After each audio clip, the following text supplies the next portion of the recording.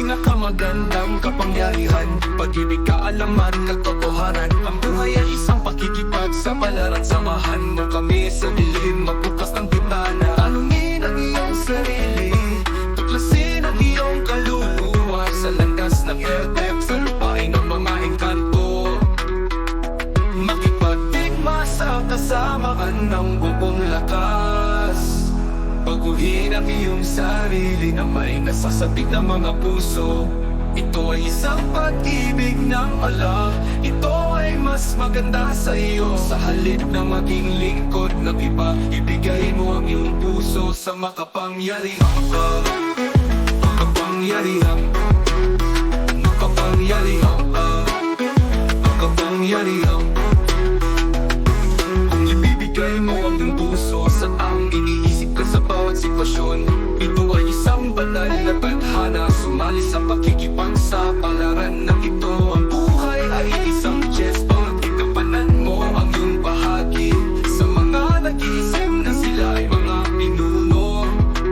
Sa bawat paksa at umiibig sa upuan, sa mga nag-iisip na sila ay mga pinuno. Sa bawat paksa at umiibig sa upuan, sa mga nag-iisip na sila ay may kaalaman at nagsasabing hindi nila naiintindihan. Sa mga naghahanda ng mga longga ng pagtatalo, sa likod ng iba at nag-iisip na hindi sila kilala. Sa mga taong kumikilala ng kapangyarihan bilang pisikal na lakas lamang. Balihin ang iyong mga tanikala, tuklasin ang kapangyarihan sa loob mo. Ikaw ay special kapag natuklasan mo ang iyong sarili.